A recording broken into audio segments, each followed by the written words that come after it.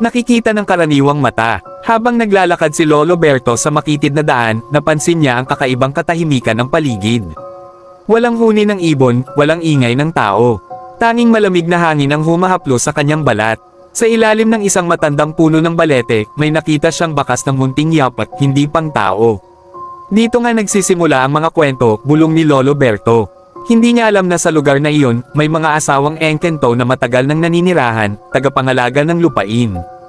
At sa kanyang pagpasok sa kanilang nasasakupan, unti-unti nang nabubuo ang isang kapalarang magbabago sa kanyang buhay magpakailanman. Pagpatak ng dilim, lalong naging kakaiba ang paligid ng Katbalogan. Ang mga puno ay tila nagbubulungan, at ang hangin ay may dalang malamig na hininga na parang may kasamang babala. Si Lolo Berto ay nagpahinga sa tabi ng lumang balete, hindi niya alam na ito pala ang pinto ng mundo ng mga engkento. Biglang may sumulpat na liwanag, hindi apoy, hindi rin alitaptap. Nagising si Lolo Berto sa gitna ng malamig na gabi. Tahimik ang paligid, ngunit ramdam niya na may nakamasid sa kanya. Ang liwanag na nakita niya kanina ay wala na, subalit may naiwan itong bakas, mga damong nakatupi na tila may dumaan na hindi tao. Habang siya'y naglalakad palayo sa balete, biglang may matandang babae na hamarang sa kanyang daraanan. Maputi ang buhok, ngunit ang mga mata ay kumikislap na parang bituin sa dilim. "Berto," sambit ng matanda, "huli na ang pagdating mo." Kinabahan si Lolo Berto. Hindi niya kilala ang babae, ngunit alam nito ang kanyang pangalan. Ipinakilala ng matanda ang sarili bilang tagapagbantay ng hangganan ng mundo ng tao at engkento. Sinabi niyang ang mag-asawang engkento ay nahahati sa dalawa ang nais, ang isa ay nais protektahan si Lolo Berto, ngunit ang isa ay may masamang balak. "Marami na ang nawala," babala ng matanda. "At kung hindi ka mag-iingat, ikaw ang susunod." Sa malayo, narinig ang mahina ngunit nakakatakot na halakhak, kasabay ng pag-uga ng mga puno. Ramdam ni Lolo Berto na hindi na siya basta bisita, siya'y napili. Sa kanyang kamay, biglang may lumitaw na maliit na bato na kumikislap. "Ito ang magtatanggol sa'yo," sabi ng matanda bago tuluyang maglaho. Naiwan si Lolo Berto sa gitna ng dilim, hawak ang bato, habang unti-unting lumalapit ang panganib. Habang mahigpit na hawak ni Lolo Berto ang kumikislap na bato, biglang nag-iba ang paligid. Ang madilim na daan ay napalitan ng liwanag na tila mula sa buwan, at sa kanyang harapan ay unti-unting lumitaw ang mag-asawang engkento. Ang lalaki ay matangkad, may mga matang kulay abo na parang ulap bago ang bagyo. Ang babae na may marikit, balot ng liwanag, ngunit may lungkot sa kanyang mga mata. Sila ang tagapangalaga ng Katbalogan noong panahong hindi pa ito syudad. "Bakit ka na parito, Lolo Berto?" tanong ng lalaking engkento, mabigat ang tinig. Isinalaysay ni Lolo Berto ang kanyang paglalakbay, ang paghahanap niya ng katotohanan sa mga kwento ng nakakatanda. Tahimik na nakinig ang babae, at nang matapos siya, marahang nagsalita. "Hindi lahat ng tao ay nawawala. Ang iba ay pinipili." Ipinaliwanag ng mag-asawa na sinusubok nila ang puso ng mga napapadpad sa kanilang lupain. Ang mga may masamang hangarin ay hindi na muling nakababalik sa mundo ng tao. Ngunit ang may dalisay na puso ay binibigyan ng pagkakataong magbantay ng lihim. Biglang umihip ang malakas na hangin. Naramdaman ni Lolo Berto ang bigat ng pasya, mananatili ba siya at maging tagapangalaga ng lihim, o babalik sa mundo ng tao dala ang babala. Sa kanyang dibdib, kumislap ang bato, handa na ang pagsubok. Tumahimik ang buong paligid. Maging ang hangin ay tila huminto sa paghinga. Nakatitig ang mag-asawang engkento kay Lolo Berto, hinihintay ang kanyang sagot. Ang kumikislap na bato sa kanyang kamay ay unti-unting umiinit, para bang sinusukat ang tibay ng kanyang loob. "Matagal na akong nabubuhay," marahang wika ni Lolo Berto. "Marami na akong nakita, mabuti at masama. Kung may lihim mang dapat bantayan para hindi na madagdagan ang mga nawawala, handa akong makinig, pero nais ko ring makabalik sa aking pamilya." Nagkatinginan ang mag-asawang engkento. Ngumiti ang babae, tila may ginhawang naramdaman. Ngunit ang lalaki ay nanatiling seryoso. "Ang piliin ng pamilya kaysa kapangyarihan ay tanda ng tunay na kabutihan," sabi ng babaeng engkento. Iwinasiwas niya ang kamay at biglang lumiwanag ang bato. Ipinahayag ng lalaki ang huling pagsubok, kailangang mangako si Lolo Berto na hindi niya gagamitin ang kaalamang matatanggap para sa pansariling kapakinabangan, at babalaan lamang ang mga taong may dalisay na hangarin. Lumuhad si Lolo Berto at same time na nangako. Sa isang iglap, naglaho ang liwanag. Muling bumalik ang anyo ng daan, ang mga puno, at ang balete, tila walang nangyari. Ngunit sa bulsa ni Lolo Berto, naroon pa rin ang bato, ngayon ay hindi na kumikislap. Alam niyang tapos na ang pagsubok, ngunit nagsisimula pa lamang ang kanyang tungkulin.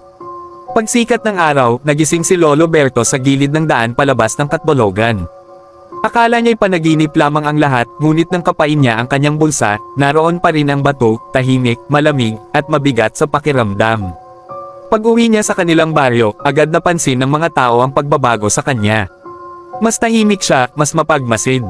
Kapag may nagtatanong tungkol sa Katbalogan, iisa lamang ang sagot niya. Hindi lahat ng lugar ay para pasukin ng basta-basta. Minsan, may mga dayong nagbabalak maghanap ng kayamanan sa Samar. Sa tuwing dadaan sila sa harap ng bahay ni Lolo Berto, tila sumasakit ang ulo nila o biglang nagbabago ang isip.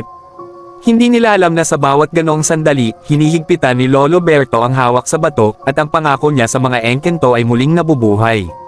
Sa gabi, madalas niyang mapanaginipan ang babaeng engkento. Hindi ito nagsasalita, ngunit ang tingin nito ay puno ng pasasalamat. Alam ni Lolo Berto na binabantayan pa rin siya, at sinusubok. At sa mga lumang kwento ng nakakatanda, may bagong idinagdag. May isang matandang nagbalik mula sa Katbalogan, buhay, ngunit may dalang lihim na hindi kailanman isisiwalat.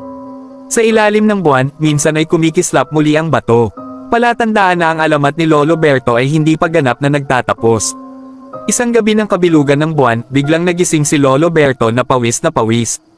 Ang bato sa kanyang bulsa ay muling kumikislap, mas maliwanag kaysa dati. Alam niyang may mali, may lumalabag sa hangganan ng Katbalogan. Sa kanyang panaginip, nagpakita ang lalaking engkento. Mabigat ang mukha, at ang boses ay parang kulog. May mga taong sakam, wika nito. Hindi sila nakinig sa babala. Kung makatawid sila sa hangganan, maraming buhay ang mawawala. Kinaumagahan, kumalat ang balita, may isang grupo ng tao ang nagtungo sa dating gubat ng Katbalogan, may dalang mga kagamitan at intensyong hukayin ang lupa. Hindi nagatubili si Lolo Berto. Kahit nanginginig ang tuhod, naglakad siya patungo roon, dala ang bato at ang kanyang pangako. Pagdating niya, napansin ng mga tao ang kakaibang katahimikan. Biglang umihip ang malamig na hangin, at ang mga puno ay tila yumuko. Napahinto ang grupo, kinilabutan ang lahat. Umalis na kayo, mariing sabi ni Lolo Berto. Hindi kayo tinatanggap ng lugar na ito. Sa isang iglap, may narinig na sigaw sa hangin, hindi malinaw, hindi rin pang tao. Nagkagulo ang grupo at nagtakbuhan palayo. Walang nasaktan, ngunit walang naglakas loob bumalik. Naiwan si Lolo Berto sa gitna ng gubat. Mula sa dilim, lumitaw ang anino ng mag-asawang engkento. Tumanggaw sila, isang tahimik na pagkilala. Sa gabing iyon, puminto ang pagkislap ng bato. Tapos na ang babala. Ngunit alam ni Lolo Berto, hanggat may sakam, may tagapagbantay. Lumipas ang mga buwan, at muling bumalik sa payak na pamumuhay si Lolo Berto. Ngunit sa bawat araw na sumasapit ang dapit hapon, palagi siyang nakaupo sa harap ng kanyang bahay, nakatanaw sa malayo, parang may hinihintay. Isang hapon, may isang binatilyo ang napadpad sa kanyang bakuran. Pawis, pagod, at may bakas ng takot sa mga mata. Ipinakilala nito ang sarili bilang Andoy, isang manlalakbay na muntik nang mawala sa gubat ng Samar. May mga boses po, nanginginig na sabi ng binatilyo. May tumawag sa akin sa dilim. Tahimik na nakinig si Lolo Berto. Sa sandaling iyon, umininit muli ang bato sa kanyang bulsa, mahina, ngunit malinaw. Alam niya ang ibig sabihin, may susunod na tagapagbantay. Dinala niya si Andoy sa lilim ng punong mangga at ikinwento ang ilang bahagi ng katotohanan, hindi lahat, sapat lamang para magbabala.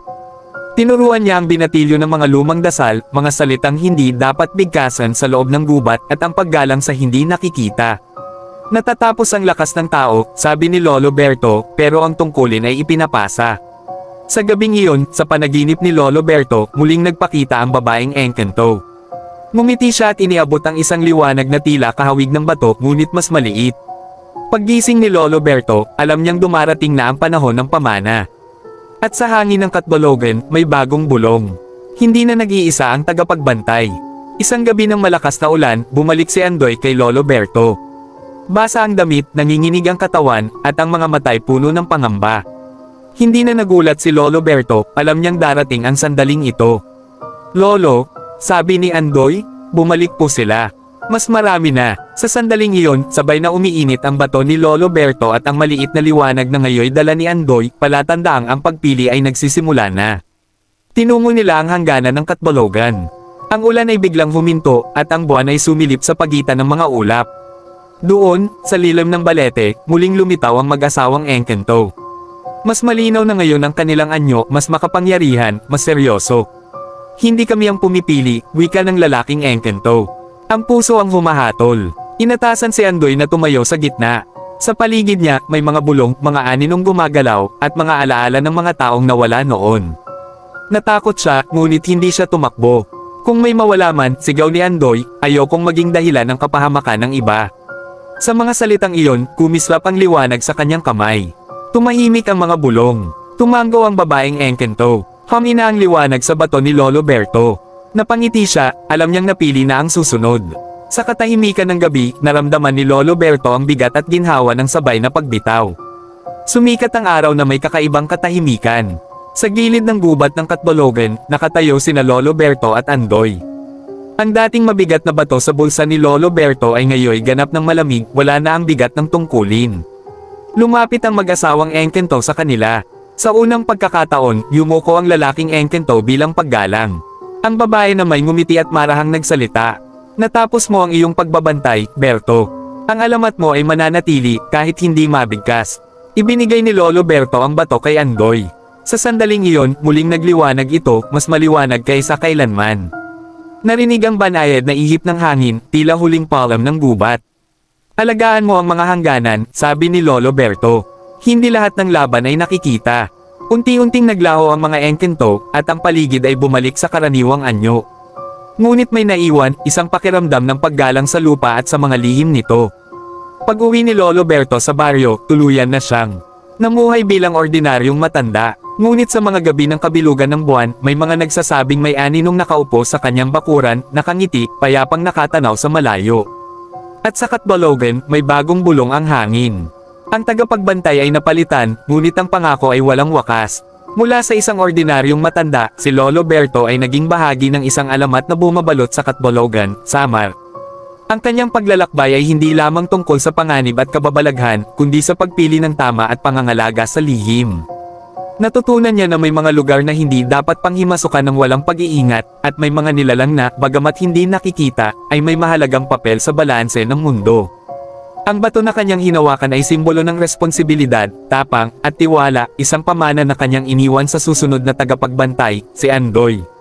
Kahit bumalik siya sa payak na buhay, ang alaala ng mga engkento at ang mga lihim ng Katbalogan ay nanatiling bahagi ng kanyang puso. Sa bawat silahis ng buwan at ihip ng hangin, naaalala niya ang mga aral ng lugar. Ang tunay na lakas ay hindi sa kung anong kaya mong gawin, kundi sa kung paano mo pinili ang tama. At sa ganitong paraan, ang alamat ni Lolo Berto ay nanatiling buhay, isang kwento ng tapang, karunungan, at ang walang hanggang ugnayan ng tao at ng mahiwagang mundo.